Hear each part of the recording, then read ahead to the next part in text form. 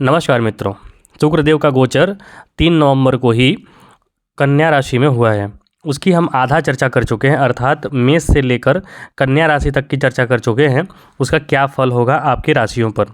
आज हम चर्चा करेंगे तुला राशि से लेकर मीन राशि के जातकों पर क्या प्रभाव पड़ेगा। तो आइए प्रारंभ करते हैं। तुला राशि के जातकों पर क्या प्रभाव होगा। ये आपके 12वें भाव में जा रहे हैं और 6ठे भाव पर इनकी दृष्टि है, अर्थात आपके लग्न के जो स्वामी हैं वो 12वें भाव चले जा रहे हैं, वो भी नीच का होकर।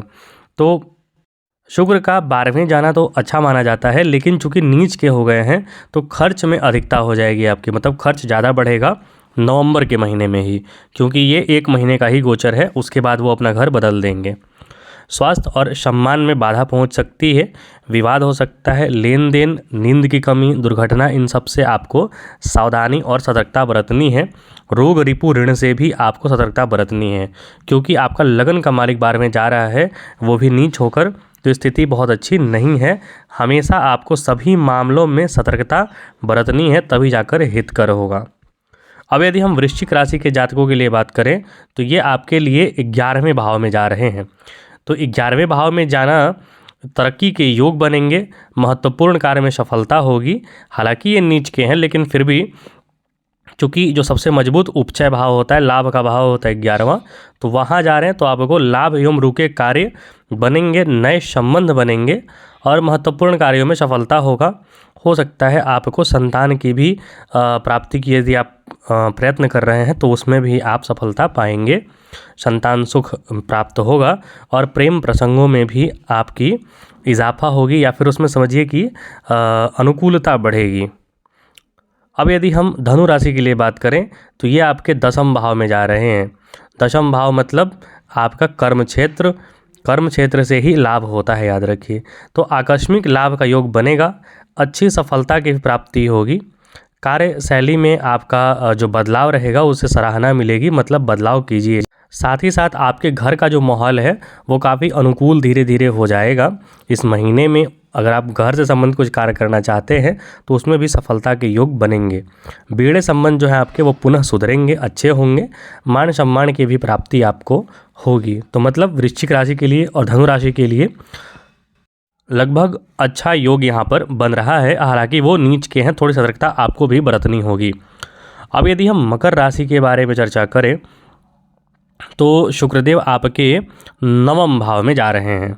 9वें भाव में गुरुओं का, चाहे शुक्र बैठे या फिर गुरुदेव बैठे, अच्छा फल प्राप्त होता है, क्योंकि ये भाग्य को बढ़ाते हैं, ज्ञान देते हैं और धर्म से जोड़ते हैं।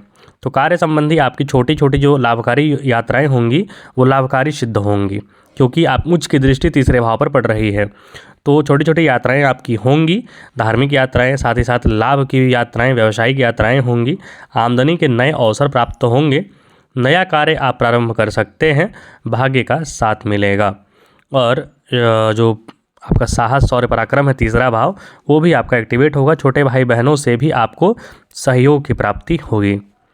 अब यदि हम कुंभ राशि की बात करें तो कुंभ राशि के लिए 8वें भाव में जा रहे हैं शुक्र और नीच के होकर जा रहे हैं, तो ये बहुत अच्छा फल नहीं मिलेगा।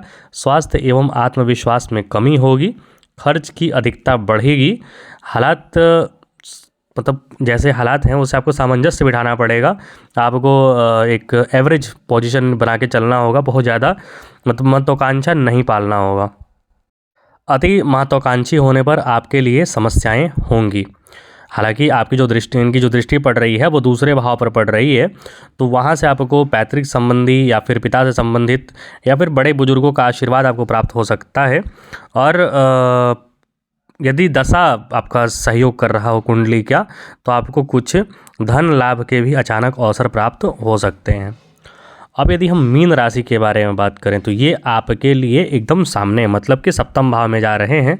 आपको अपने परिवार, मतलब जो अपने दाम्पत्य जीवन है वहाँ अत्यधिक सावधानी बरतने की आवश्यकता है, क्योंकि आप स्वयं पर सेंट्रिक हो जाएंगे, स्वयं को अहम को ज़्यादा मानेंगे और सामने वाले की बात को कमतर मानेंगे।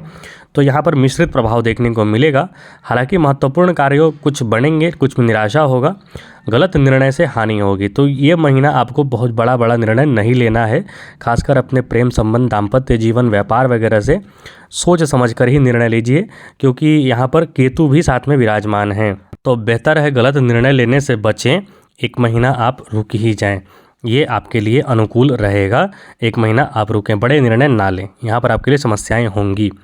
तो ये शुक्र महाराज के गोचर थे। एक फल नवंबर 2023 आपके लिए कैसा बीतेगा शुक्र महाराज के अनुसार। तो कुंडली कैसी लगी, मतलब जो वीडियो है वो कैसा लगा, आप अपनी कुंडली खोल के ज़रूर देखिएगा और मिलाइएगा और अपना आशीर्वाद ज़रूर दीजिएगा। कुछ पूछना हो तो आप कमेंट बॉक्स में लिख सकते हैं। देखने के लिए बहुत बहुत धन्यवाद। जय हिंद, जय श्री राम।